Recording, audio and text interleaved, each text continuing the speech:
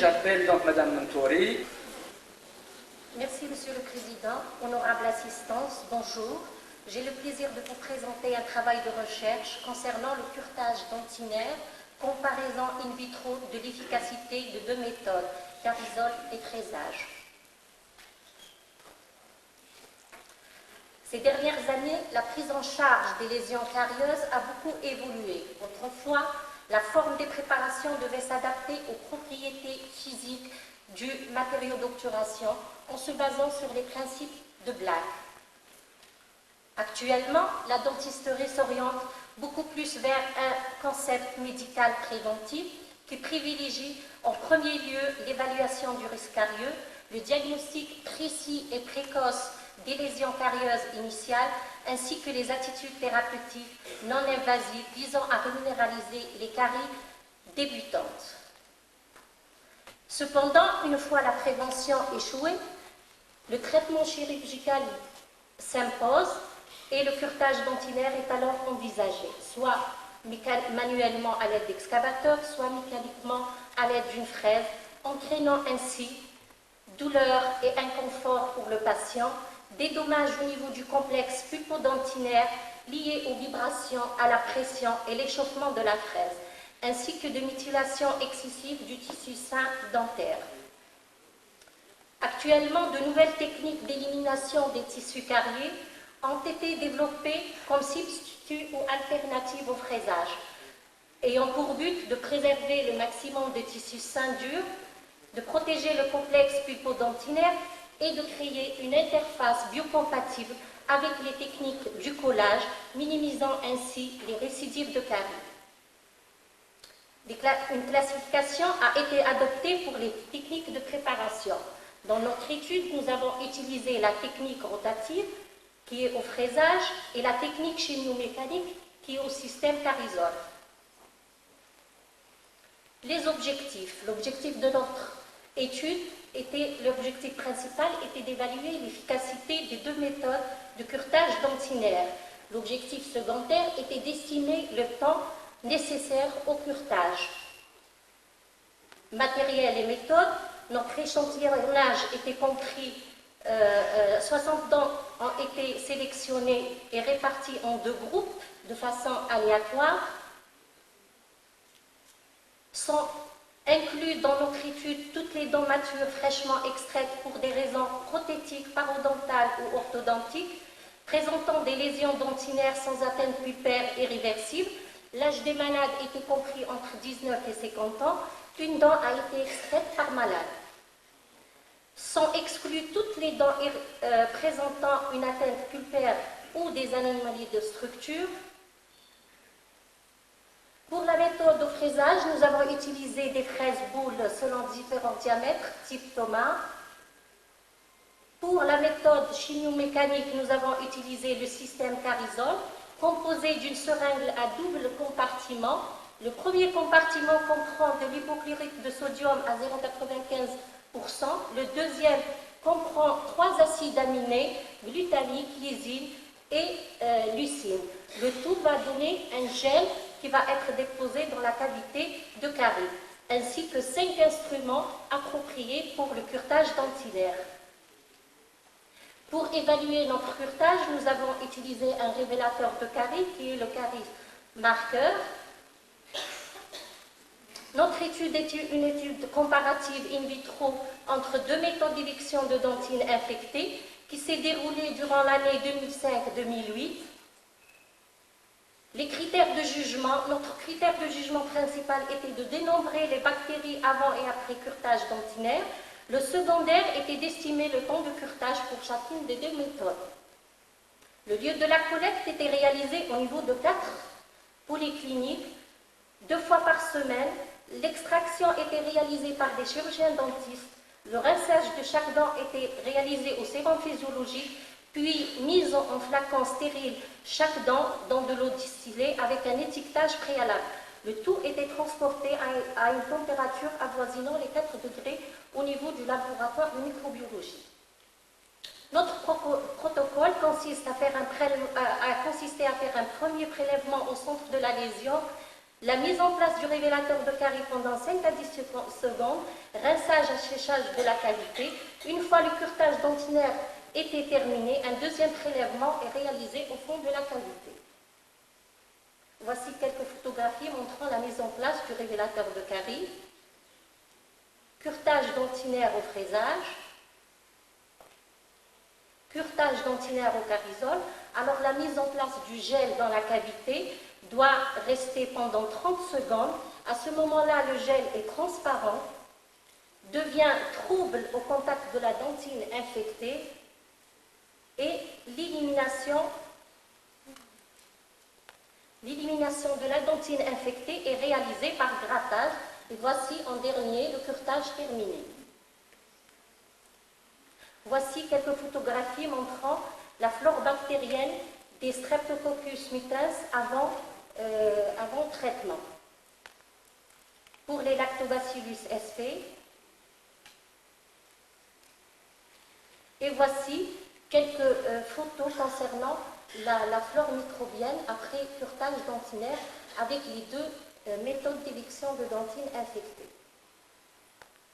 Nos résultats.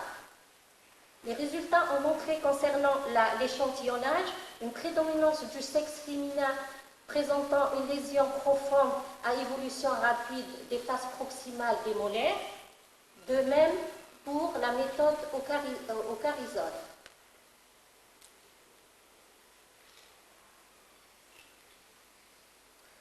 Le travail a été évalué sur deux plans, évaluation bactériologique et évaluation du temps de curetage. Alors, la comparaison concernant l'évaluation bactériologique entre la présence des bactéries avant et après curetage selon le test du SIDEN pour le fraisage nous a permis de mettre en évidence des différences très hautement significatives pour les Lactobacillus sp et hautement significatives pour les Streptococcus mutans. Pour la méthode au carisol, nous avons noté des différences très hautement significatives pour les deux espèces. Ainsi, la comparaison intraméthode, le nombre moyen des deux types de bactéries a été réduit pour les deux méthodes de façon variable. Cette réduction des deux espèces est plus efficace pour la méthode carisol versus fraisage. Quant à l'évaluation du temps moyen de curetage, nous avons noté un temps plus lent pour le système carisol, alors qu'un temps plus court pour le fraisage. Pareil pour le siège de la lésion et la profondeur. Les mêmes résultats ont été retrouvés.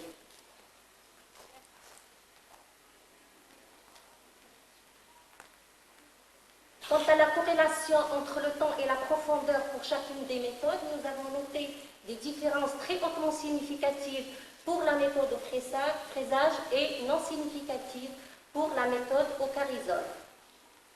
Discussion, l'analyse des résultats sur le plan bactériologique nous a permis de mettre en évidence une présence des deux espèces avant curetage dentinaire pour tous les échantillons, et ce, quelle que soit la dent, le siège, le type d'évolution et la profondeur de la lésion.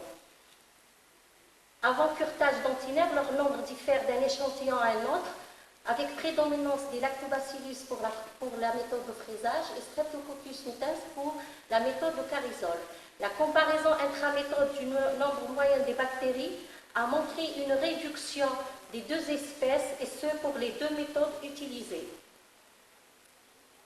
L'analyse des résultats sur l'appréciation de temps de curetage selon les deux méthodes, quel que soit le siège de la lésion et le type d'évolution, la méthode de fraisage nécessite 4 fois moins de temps lors du curetage par rapport à la méthode au carisol.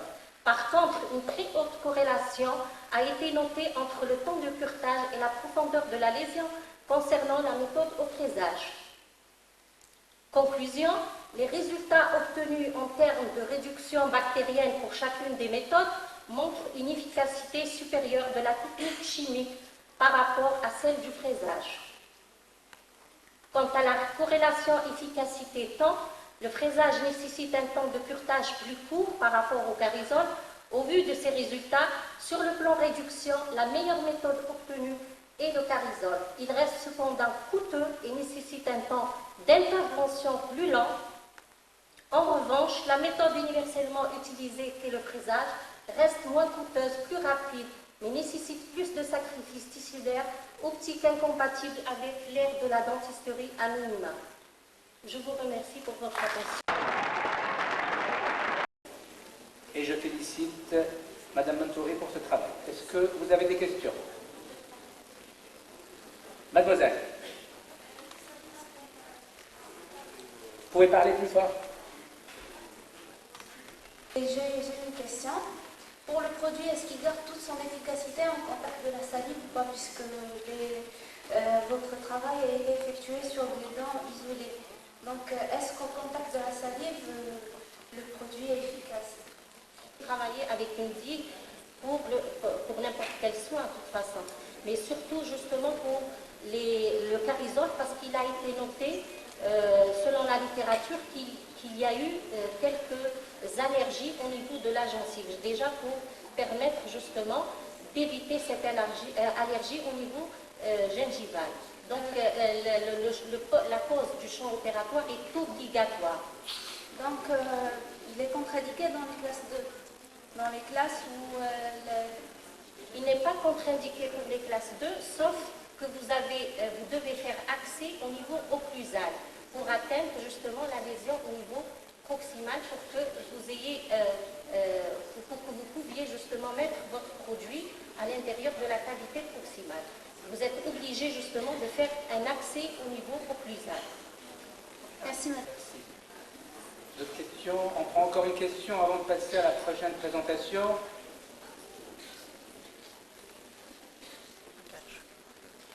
Aucune importance.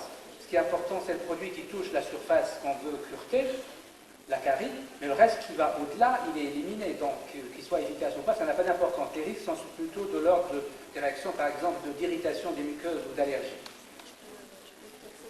Pour la cause du produit, selon la littérature, il faut éviter d'aller au-delà de 5 minutes. Au-delà de 5 minutes, le produit n'est plus efficace parce que vous devez le renouveler après. D'accord? C'est pour ça la nécessité de le mettre 30 secondes avec la carie infectée. Au-delà de 5 minutes, si vous avez encore du gel qui est préparé au niveau de votre gobelet, vous devez le changer après 5 minutes parce qu'il n'a aucune efficacité au niveau de la dentine infectée. Oui. La collègue s'étonne parce qu'elle a posé la question. Elle a posé la question pour dire la classe 2. La classe 2, quand on a parlé de champ, quand on a parlé de digue. Mais la classe 2, les classes proximales, n'interdit pas le champ opératoire et n'interdit pas le pose de la digue. Si vous devez travailler sur la face proximale et que la digue vous gêne, vous prenez 2 dents. Tout simplement. Mais la digue est obligatoire, le champ est obligatoire. Dans tout geste interventionnel, le champ est obligatoire. Encore une question? Je voudrais savoir si c'est indiqué aussi concernant la proximité pulpaire, s'il s'agit d'un second avancé par exemple. Bien sûr, dans tous les cas où on doit préserver la vitalité pulpaire. Donc il est indiqué, et justement selon la littérature, voilà, puisque j'ai essayé de montrer qu'on a un révélateur de carie qui nous permet. Là, on n'a pas utilisé je l'ai utilisé qu'au moment de la méthode au fraisage. Pour le carisol, justement, il s'arrête, son élimination complète de dentine infectée s'arrête quand vous êtes en présence de dentine saine. Donc, il est vraiment bien indiqué pour ces cas-là. Oui, le plus important, c'est le diagnostic pulpaire. Si vous considérez qu'il n'y a pas de pulpite irréversible, au contraire, cette technique permet de préserver la vitalité pulpaire parce qu'elle est moins invasive. Donc ça évite les accidents. Avec une fraise, ça peut aller très vite d'être dans la pulpe. Ceci dit, le travail qui nous a été montré aujourd'hui, le choix du Streptococcus mutans et de Lactobacillus, ce sont les espèces qui initient la carie, surtout le Streptococcus mutans.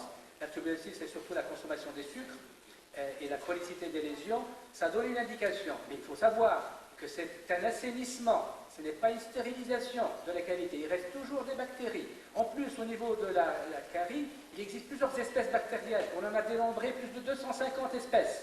Et en plus, les bactéries ne s'arrêtent pas à la cavité. On les retrouve dans les canalicules dentinaires. Donc vous voyez très bien que notre but est d'assainir, comme pour l'endodontie. On élimine le maximum de bactéries et on scelle le reste. On emmure les restes, des bactéries. Mais on n'élimine jamais la totalité des bactéries d'une cavité pour la restauration ou pour un traitement endodontique.